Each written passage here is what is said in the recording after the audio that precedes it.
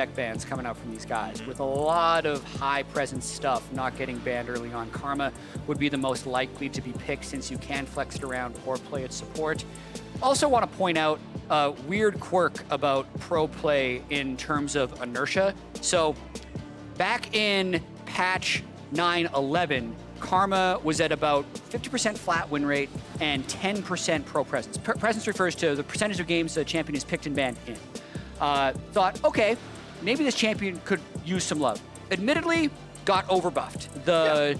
It was a 10% slow increase on Q, a 10 mana reduction on E, and the big line was the 1 second added duration on the E movement speed. Yep. Okay? Immediately, Karma goes up to 100%. Makes sense. The win rate went up 4%, right? Up to 54 in solo queue. The move speed was reverted. And the other buffs didn't do anything. Like, the whole 4% went away. The win rate's back to 50. However, because the pro teams have thought about where Karma should fit in draft, kind of realized that she is so good in either a solo lane or a support, know she's flexible, she's just like stuck in pro now at 80 or 90% because she's still good and had been for a while. The teams just hadn't realized. So now if the balance team does their jobs and gets Karma at a 100% pick ban rate, she'll be weaker than she was before and still 50% present. Like, it'll be great. And by the way, Karma's going to be a top lane in this game as we have Xayah and Rakan already locked in here for FlyQuest for the WildTurtle Wadid combo. Very high prize bot lane. They're going to be up against Lux Sivir, a combo we see a fair bit as well, and Karma is going to be the most annoying top laner in the game, or mid laner, you never know. Yep, very flexible. We'll get to see what CLG ends up trying to put against it. You may or may not be able to know where Karma is going, depending on the final 2 picks from FlyQuest, but a lot of stuff still open depending on how late game these guys want to go. Azir Corki, Qiyana is something that PoE has been putting a lot of games into in solo queue, so you never know. And you can see that they're still not sure where that Karma is going. It could be a top laner, so the Azir ban comes through. My bet is just kind of guessing at top lane. Just I feel like I see so many Shakara's tweets about how Tank Karma is the best champion, and so it just colors my opinion forever. Basically, just how that works for me. Tank Karma, one trick, basically. Great player. Formerly known as Kalebot, and a statistician in his own right. So Diana also banned away to another team that has been putting time toward the Scorn of the Moon, and she's going to be off the table here for this one as well. Admittedly, stronger in this patch. They've been giving a lot of advice towards Stixxay. He's the next one. Actually, no, it's now Biofrost turn to ban as we go to the 5th player. Yeah, and a lot of times this second phase of bans just kind of go to non-essential champions. That is not the case with Sejuani, who's super high. Oh, you thought it was Stixxay or Stixxay and PoE mixed up? They do have like identical haircuts. They look very similar, to be fair. Oh, well. It happens. It happens. Yeah. Quick pop quiz. Okay, that's Stixxay now. Qiyana ban too? Come on, guys. Man, we never get to see the Qiyana. Oh, well, unlucky there. Keanu Reeves coaching here for Counter Logic Gaming, as now it's time for them to pick their final champion, the perennial Stixxay War Recover. Breathtaking as always, as a couple few mid laners bans come through. Teemo, I think, is unlikely to be the Karma counter pick, but you never know. Yeah, that's the thing. You don't really know what the Karma counter pick would be. Most of the times you're just trying to outscale it, but so many games are getting decided in the early and mid game. Ryze could potentially do it if Karma ever wants to get into tether range.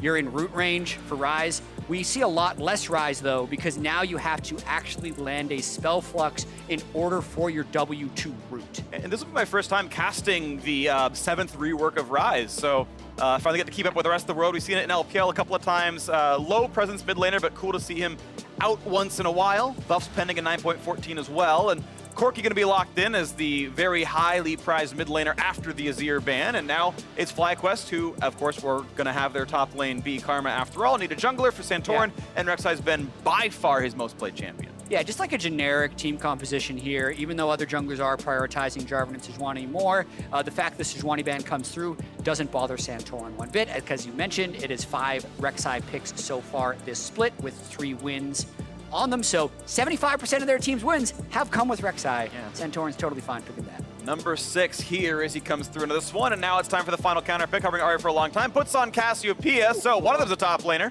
Cassio or Ryze up there in the top side. That'll be exciting to watch for. Yeah, I love watching PoE on his slightly less present mid laners, but Cassiopeia to me hasn't one of his kind of throwback picks. To me, those are the Victor and the Orianna. Victor was banned, didn't feel like Orianna was the right thing to play against Corki, so yeah, a lot of unknowns coming into this game. How is Viper's top lane Karma going to look? How is PoE's Cassiopeia going to look? And how are these teams going to be able to engage fights like it's so much on Wiggily as well as the Xayah Rakan for FlyQuest. Yeah, Wiggily the big engage tool here. Ruins Ryze. Keep in mind, there's now a third rank of Realm Warp. The cooldown gets pretty short, and the range is not too bad, so you can see some pretty big moves out of that champion. And meanwhile, it's going to be the Rakan, Wadid, leading the charge here for the FlyQuest side, and WildTurtle being a very large carry. Several supports in this lineup for FlyQuest side. Two big backline marksmen. Pobelter has been better as of late, stepped up quite a bit here. WildTurtle has just been completely stellar. And now we'll see if they can push on forwards. FlyQuest are a game and a half out of playoff position right now. With a win, they are only 1 game behind with 5 games to play, and they can make their way in, but it will be a very late surge. CLG alone in 4th right now. Have to make sure they can keep their lineup looking good, but it seems possible. They are poised to break the 7-11 curse and make it back into playoffs and look comfortable once again. Yeah, it's kind of nice to come back and cast Week 7 because I immediately get to say stuff like, this is a must-win game, which it is, I think. I think it's a must-win for FlyQuest. If they go to 4-9, they probably don't make the playoffs. And even though it's not a must-win for CLG, it would do a lot to kind of curb the stress of their fans and probably Biofrost, who, by the way, has been the guy who's been around for all of these 7-11 things. He joined CLG. Immediately, CLG stops making playoffs, even though it doesn't seem like Biofrost was a bad acquisition in any way. It's just the team hasn't found a high level of success. Yeah, I think he's a star in his own right. It has been some rebuilding for CLG, but now Wadid is actually surrounded, but they don't know that. Ooh. Secret Agent Rakan. Is he recalling? He actually wasn't recalling. I actually would have done that. But now he might be in trouble. I mean, if he learns W, he's fine. Everyone learns W. Yeah. Well, binding down for 2 seconds. Yep. There's the bind. Nice. Dukes to the right. Oh, puts on those fancy moves. He's going to recall anyway. Like, just take the damage and press B. Haha, I was in a bad spot, and you only got some Spell Thief's gold.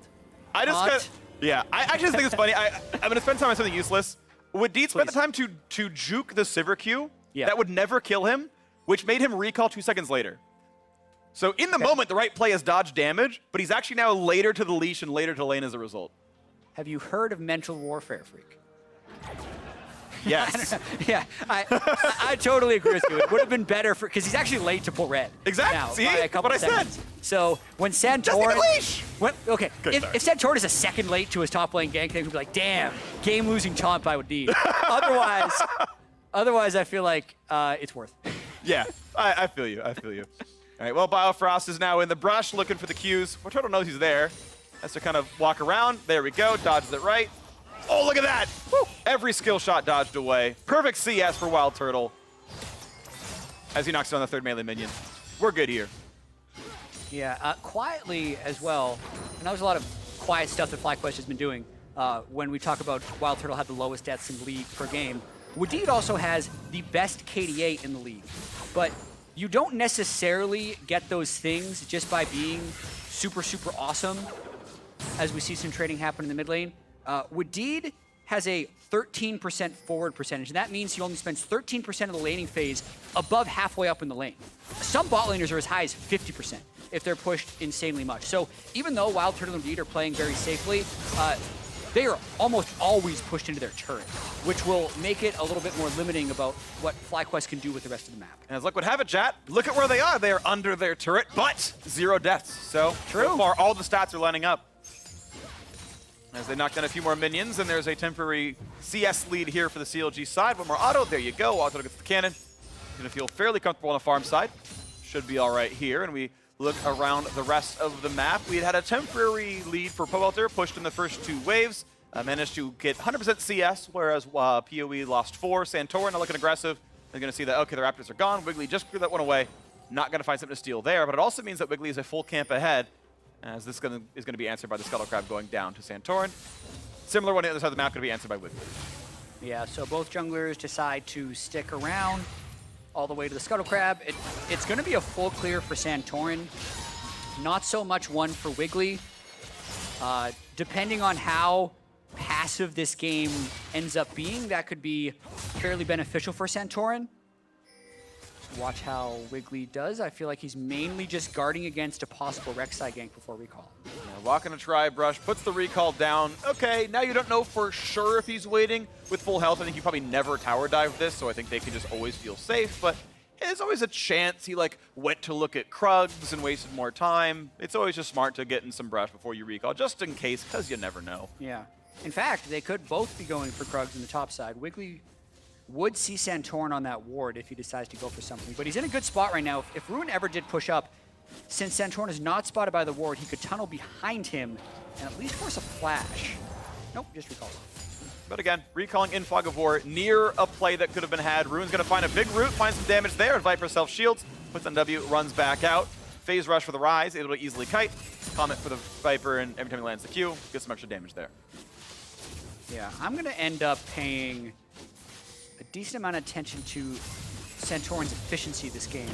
But it will depend on whether or not someone actually ganks his top lane. Kind of difficult to gank a Karma. Yeah. But again, part of the reason she has kind of re-emerged as a pick. Absolutely. So Santorin back on the map, back as the camps come back up, gets the chickens, going back down to the Krugs. It's been a very highly efficient farm path so far, actually. Yeah. Going to be a camp or two ahead. So let's actually... W. He's able to this flag. gang? Yeah, but he's always going to get away from that one. Finds the slow, finds some damage, but that was really just PowerOfEvil doing all of it. It's going to be Pobelter, forced to recall away. So while Wiggily ganked, someone was killing Krugs, and it was Santorin. Let's talk about Krugs for a second. All right, chat. About a year ago, when Santorin was starting to get recognition for coming back as a strong jungler, one thing he did more than other junglers is he would always kill Krugs. And it's because Santorin did the research and saw that Krugs are worth double the experience of any other camp. So if you do nothing but clear Krugs compared to other camps, you will level much faster than anyone else. So even though it's a difficult place to get on the map, Santorin goes there more than anyone else. And now he goes topside. That was really nice. He flashes to break the root, gets back to the realm warp, stays alive. It's a very long cooldown, but does dodge that gank. Yeah, so that will make the return gank comically easy if they have a numbers advantage. So very good dodge, because he may have actually died there if he gets his realm warp interrupted, but ends up burning his splash. And CLG will use that pressure created to try and take Drake. Now Santorin, yeah, only sees top side, so with no vision at all, it's going to be an easy pickup there. CLG pushing up to this side of the map. They have not recalled yet on Stixxay. He's still got an empty mana bar, but he's not even the one helping to take Drake down. He's just going to recall, buy an item, and then TP back in a lane. But this, not even the smite. Wiggily was so confident they had the vision that they simply walked into that one, auto-protected down, and a 6.5-minute Ocean Drake does wonders for a laning phase. Absolutely, that is the best Drake to get early, especially on stuff like Cassiopeia and Sivir, the champions that, in order to get the wave priority, have to kind of deplete their mana pool. The Essence Reaver first you often see on Sivir, the tiers you see on Cassiopeia, it lowers the blue buff dependency on the mid lane. Really, actually, a high cost flash burn. If you think about the macro level, they burned the flash of Ryze in order to give up the Ocean Drake. So I think COD is going to be very happy about taking that trade. Yeah, ultimately really good for them. We'll just see if the top lane gets punished a lot more. And of course, it's a bit harder for Karma to be the hard carry that, you know, a Fed Riven could be one-shotting people on the back line, but Karma could certainly exert her will on a game, so we'll keep tracking that over the course of time. Ruin is stacking his tier, Viper is getting some extra ability power early on for wave clear and his eventual item completions.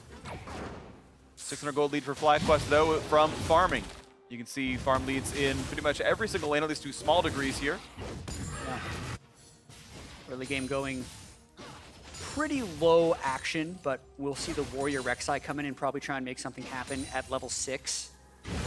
It will be interesting to see how FlyQuest functions with Viper on Karma, right? Rather than on Riven or Cannon or Aurelia or something that can dive in and go and make that big play. Really kind of just has to play in the mid line, while Santorin, Wadid go for the engages, Pobelter and WildTurtle put out the damage, and Viper just kind of sits in between trying to assist in any way possible. One thing I want to point out is Biofrost trades in and finally gets some extra gold. He is not earning money on this frosting. Despite the fact that CLG have been pushing in FlyQuest a lot, Biofrost is about a third of the money on a support item. Well, okay, now half because he just earned 40.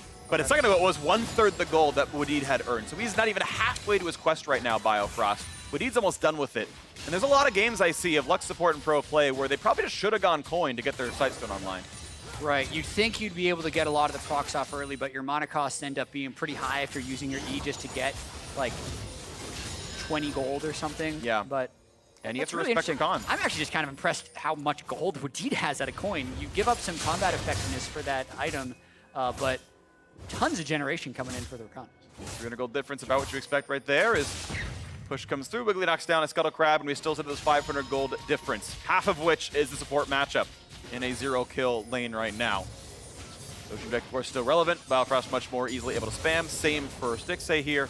He's going to feel really, really comfortable throughout this. 5 minutes till plates drop. I believe none have fallen so far.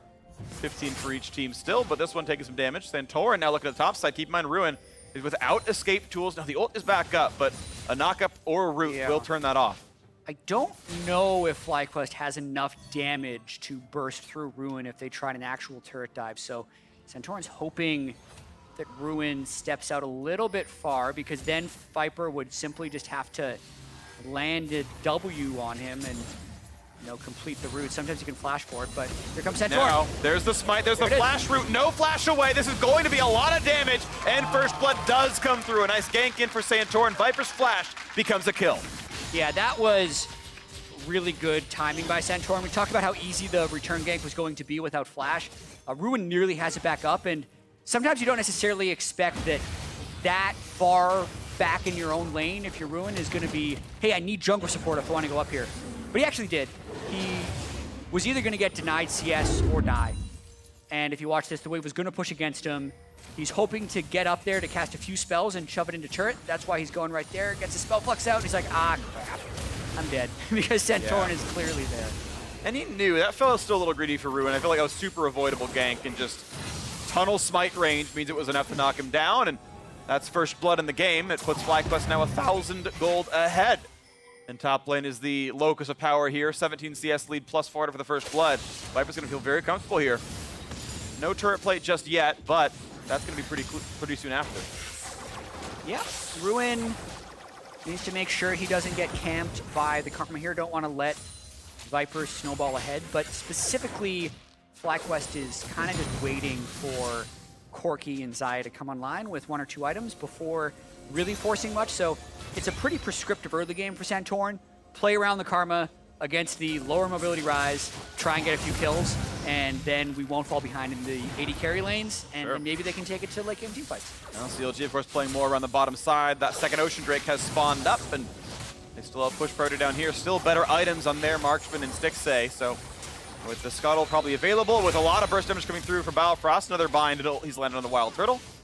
Means they can make that life a little bit harder. That's good damage, nicely played by Stixxay. And that means it'll be hard for Turtle to fight for this one, although FlyQuest, with their squad, able to knock down a few of these wards, get some of that vision back. Yeah, that's a lot of plates the COG's been able to take bottom lane. I believe it's 3, and now they're going for the second Ocean of the game. This would kind of solidify their laning phase and their ability to stick around a long time for the rest of the game. Probably just going to go over to him.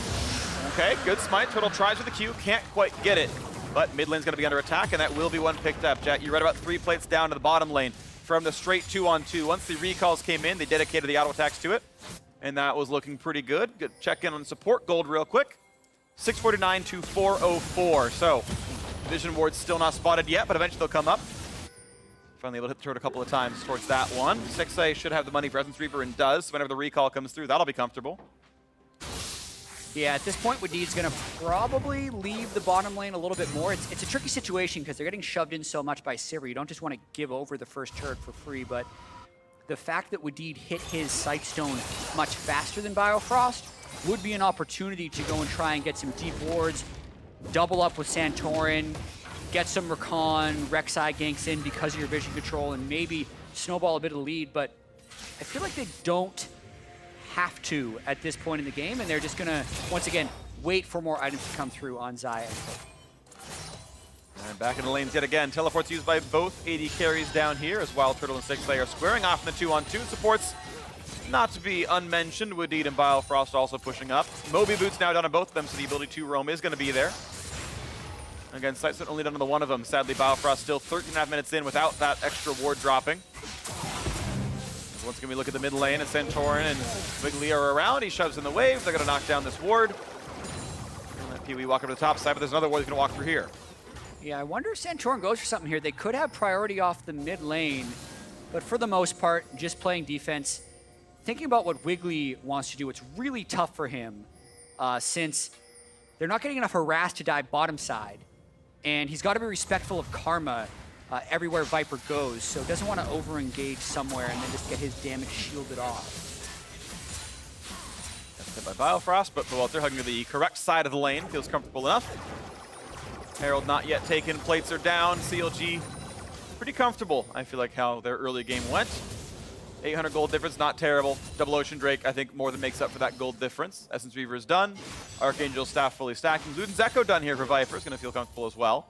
That's going to feel pretty nice. Only 2 CS, though, separates those top laners, and they've been able to keep getting the minion kills. Yeah, Ruin actually CSing very well. The attention that Santorin spent up there while it did grant first blood, the advantages basically ended there.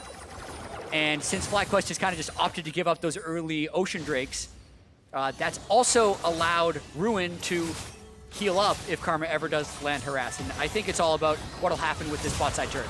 There's the ult. They're going to find the spell shield onto the charm and run away enough, plus the flash to not be knocked up at this turret now.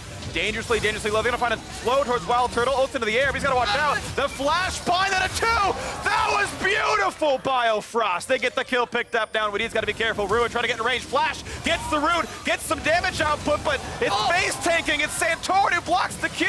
They go back for him. The shield's not going to be enough. They might trade him back. No, gets back into the tunnel. And Santorin makes a huge play. But in the mid side, a tower dive goes through for Wiggily, and another kill's answered. CLG overall 2-1. And I don't think the action's necessarily done. They're pinging on to Viper to try and stop him from going up there. Action just absolutely explodes around that first turret for CLG, but kills traded back and forth on both sides. That was so sick by Biofrost, though. It wasn't flashing a Q at him, it was flashed to Q both people.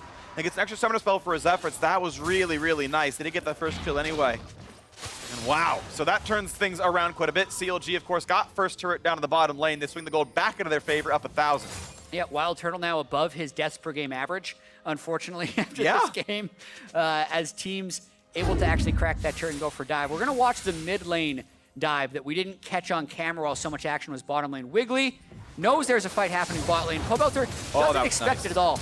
Beautiful timing to interrupt the W, and then also great miasma by PowerOfEvil to slow his retreat. Now we get to watch this Biofrost play you alluded to, Stixxay. Spell shield flash, doesn't get caught. Here comes the teleport. Now it's time to all in. They know they can kill the turret and probably go for a kill. And watch Biofrost. The angle gets both with the root, both with the ultimate.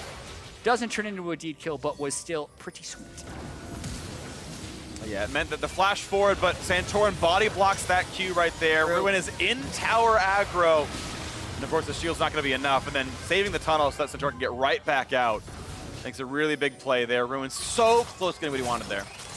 Yeah, the shield return, which is such higher value than the first shield from Lux, couldn't quite make it back there to save Ruin. We're going to have to watch for that actually in later game fights, how many clutch Lux shields the team is able to hit, because that's the true power of this Lux support, other than being able to scout wards from range with E, which gives a range support the same type of kind of face checking ability that other melee supports have. Sometimes even better because you don't have to physically go there, but in comparison to other range supports, you just kind of blow up when trying to play the vision support game. It doesn't happen a lot. Well, double tier game right here for the CLG side as the package comes through, but doesn't find anything too great just yet. Wadid pops the ulti, looking for the play in. Cannot find the target, so ulti down, traded back by Sivir. Package also done is essentially Corki's ultimate. Everything else is a low cooldown.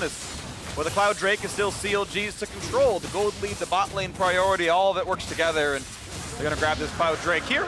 Miasma ticks down from 3 HP, and that is another Drake picked up. CLG up in gold and neutral objectives.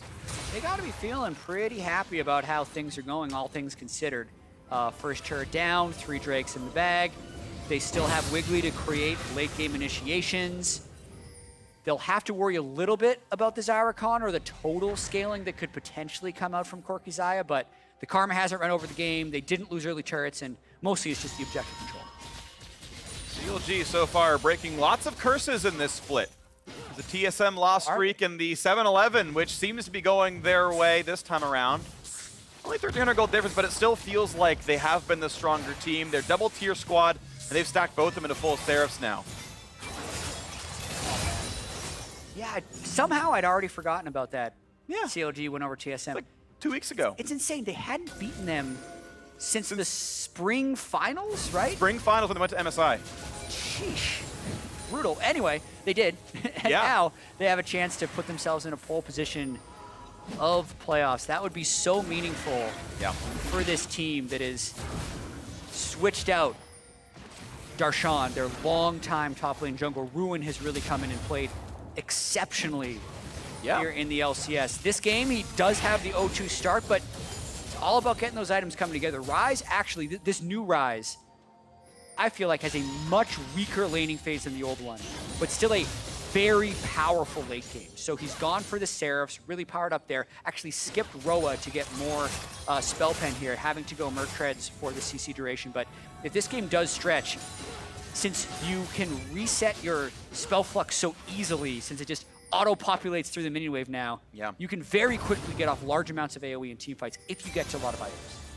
I'm going to try for that one here as CLG's pushing forward to the top side. They're going to knock down yet another turret. Going to be 2-0 in that regard here. As it's Pobelter sitting basically in his base, clearing away that was shoved a little while ago, coming out now. And kind of Logic Gaming continue to play quite well in this mid game. 2,000 gold up. Stixxay catch the mid lane wave without any issues. And we have the items continuing to stack up. Some flat pen for Ruin, going towards Leandries here for PowerOfEvil. So far, life's good for CLG players. That actually, haven't checked his skill order. The Leandries Cassiopeia build was something that popped up early on in the split in Korea where you would actually max W with Leandries. It got significantly nerfed. He has not maxed W this game, but the same theory will still apply of just watch out for the damage that that W creates and how good the Leandries can be throughout an extended fight as Cassiopeia. Definitely high AP scaling the champion as well, so you can also go for those sort of heavy death cap builds and really put out absurd damage in a team fight. Move speed, of course, nice as well. Synergy with the Sivir. She has no blinks or dashes to speak of. New word. Speak words appropriately. Move block, the term we've used before. Yeah, that's a word that just has no logical bearing. It's just when you're actually like making the game, it's like, how do I make someone dash? Oh, put a move block in there. It's like a scripting term. Building block. And then it just became like a casting term accidentally. And no, it's a vernacular. It's a dash or a blink. Yeah. But move block is still understood by a lot of people. Yeah, it makes enough sense by itself. Yeah, although throughout time, like it used to be that like any move block would like not cancel out other move blocks, but now there's all these like special case spells where there's these little mini knockups in between things so you can interrupt people out of dashes more frequently. So you really got to know your stuff. This is a very, very complicated game. It is. A lot of nuance in this one. It is a 10-year-old game at this point. Coming up on that anniversary pretty soon, and kind of Logic Gaming pushing forward here as the wave's going to be cleared yet again. Stixxay knocks it down. And this is a turret who's under a lot of pressure, and there's no FlyQuest defense, so CLG now 4-0 in turrets. They keep finding more to do. They are getting farther and farther ahead, and FlyQuest have yet to find their way in at all, their engaged champion being essentially just the Wadid Rakan. Yeah, and that's not great when you're trying to go through Sivir ult with Spell Shield, Lux Roots that can stop you from jumping in. It's going to get harder and harder for them because one kind of missed move. But he turns around in time to stay alive. Still burning. He'll just barely live, but that is a low health bar, under 100. Nearly still killed by PowerOfEvil. The Rakan quickness nurse almost cost him there. You can't use your flash for half a second after activating your R, and he'd activated his R and was just trying to run away, even though the miasma slow was still ticking on him, so narrowly gets away. Just barely survives. Now there's a route towards Pobelter, and Biofrost going to put in some damage, but has to stay a little bit safe. Now the shock on, full HP, no problem there. Drake is alive. CLG's fourth it would be, as Yoda would say, and now we're into this fight. As the ward comes up and FlyQuest side, now is the time we take our stand. This is the battle we want to look at here. Teleports come in and now, 3,000 health on the Drake, as Wiggily walks into the pit now as well.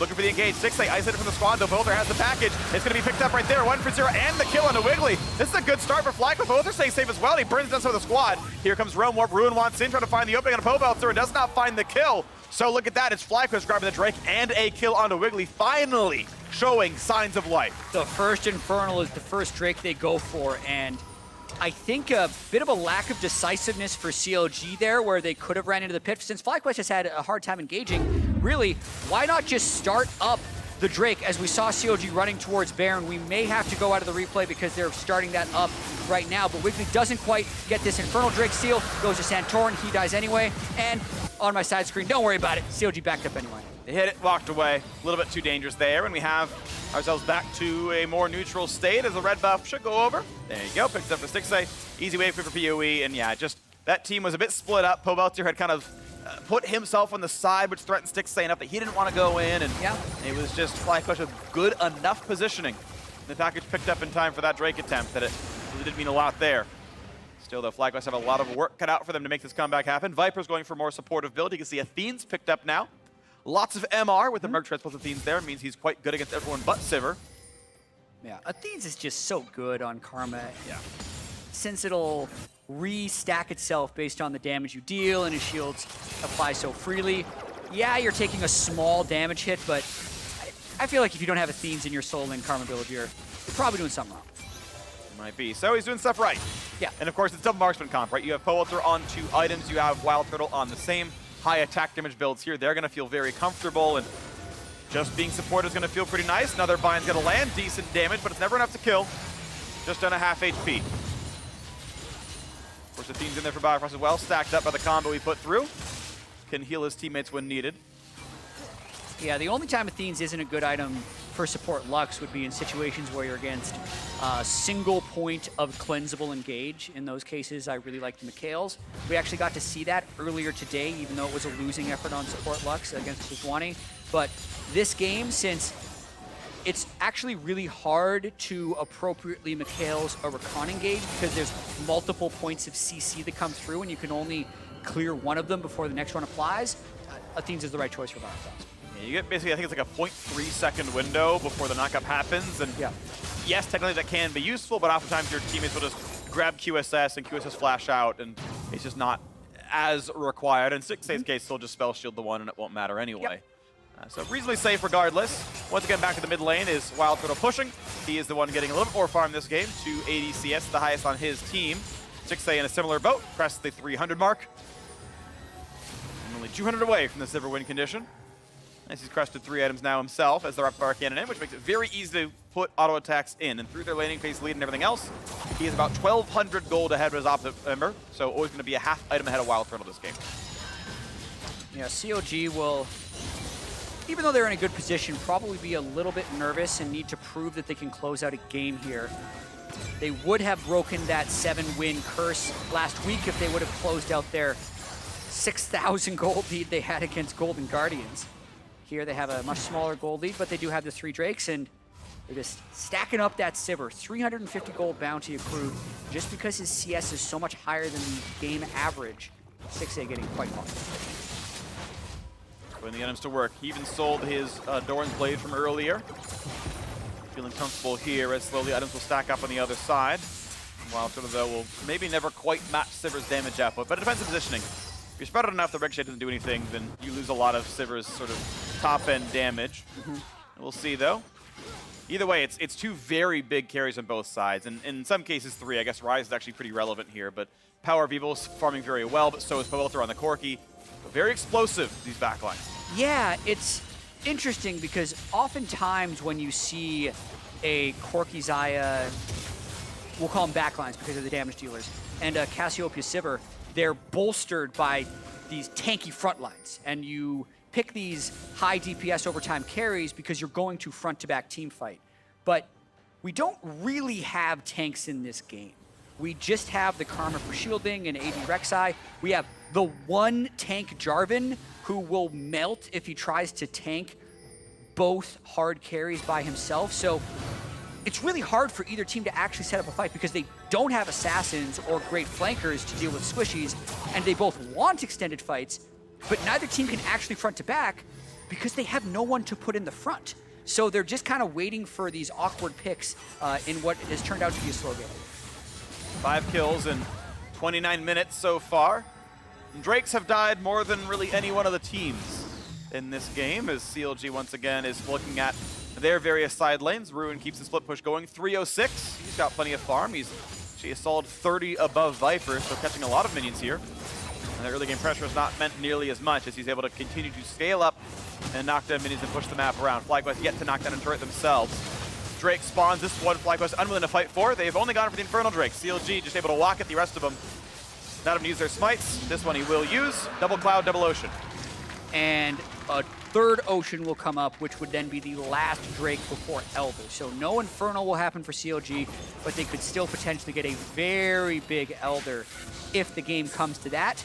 I do think that the fight we will most likely see will be around Baron. Yeah. Baron will basically act as the pseudo frontline to bring things together and get them to deal DPS, because Very tanky. it seems somewhat unlikely that these teams are going to find Genius engages. Wadid would have to be a miracle worker to somehow sneak through the ward lines that CLG has, and Biofrost would have to be Skillshot God to get a good pick of Lux, but then it would have to immediately be followed up on because he's support Lux, so he's really just there for the CC.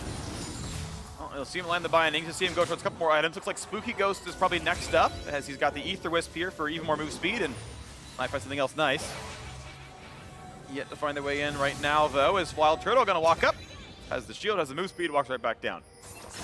As we can see, the half item lead for Stixxay still showing up, as Rapid Fire Cannon is done for Turtle, plus the Z on the other side. As a Shiv or Fanman or something else will come through, make it even more dangerous. Wiggily not going to find the knockup. Instead, there might be a fight, as Roots coming in across the sides, but Viper staying full HP. Yeah, some nice jukes there. I think if any of those CCs had actually landed, that would have been the catalyst for a fight, but all of them swing wide or dodge, depending on how you want to look at it, as Viper sidesteps another buy. More power spikes coming through. Merlanomicon now done for Viper, has some flat pin and healing reduction, which is pretty relevant based on what you're seeing on the opposing team. Lux can definitely do a fair bit of that by stacking up. Now it's a flash engage. They found everything. They've knocked down one already, but he can only run away. Miasma and everything else, and Turtle not able to press R in time. Now the root over the wall. Ruin wants in for this one. The flash forward. They gotta find one more auto attack and get that kill. Stixxay still in the chase. They find another root. They find almost the kill. This is certainly gonna happen. He's gonna go down. 3 quick kills picked up for CLG. And look at the minions. They have them alive right now, depending on how the wave clear would happen. 27-second death timers. If that minion stays alive, there's a chance they'd push further. It doesn't. I think it's Inhib and back to Baron would be the call for CLG here. Inhib is certainly going to fall. Wiggly's still cheating forward, though. They're pulling the next wave now as well, and they're going to wait on Ruin's TP to keep the minion invincible. So here comes the wave clear. They're going to try. It's 10 seconds in the first respawn. They're going to get at least one turret 5v2. They find the root and a kill, and Pobelter's now down as well. Biofrost finding the crowd control. The second turret to drop as well, and Counter Logic Gaming break another curse up to 8 wins, still tied for third.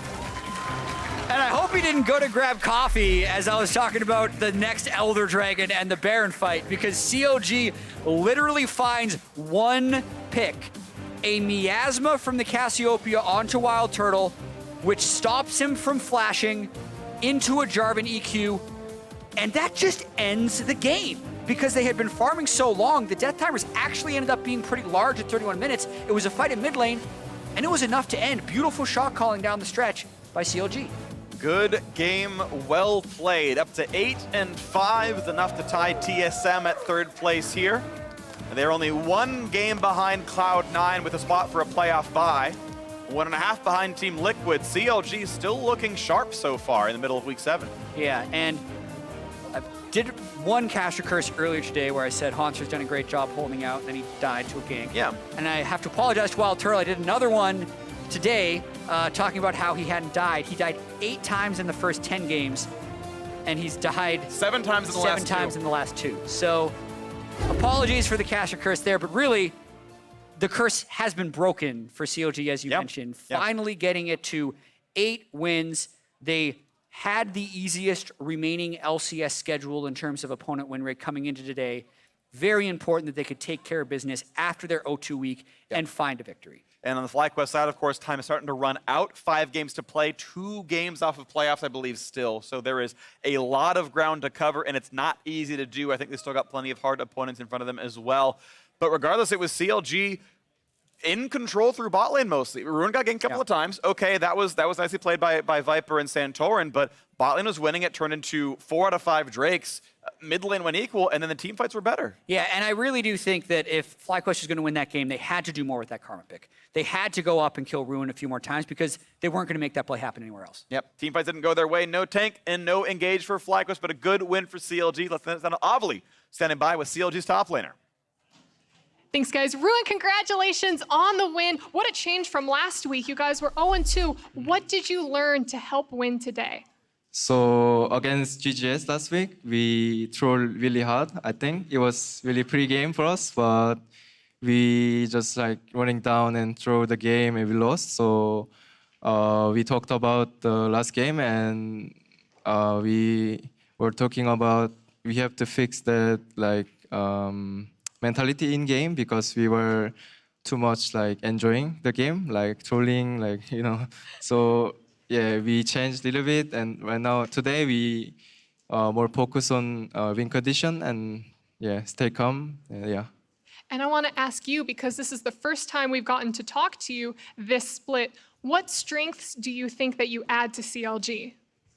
I like to play side lane champ, so I died a lot in game, but I think they are using like many wizards to me, so make other players play like easier, like mid lane, bot lane.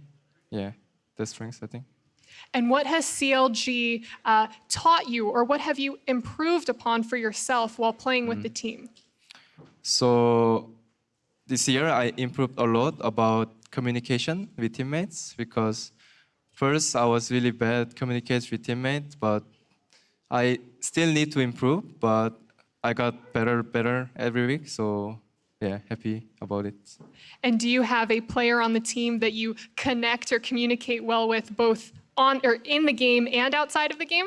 Yeah, I think like I'm really good friends with everyone. So yeah, I love everyone, my teammates. Yeah. That's great. Well, best of luck to you in your games tomorrow. And thank you for taking the time to talk to us. And that's it for us here. So back to the State Farm Analyst Desk.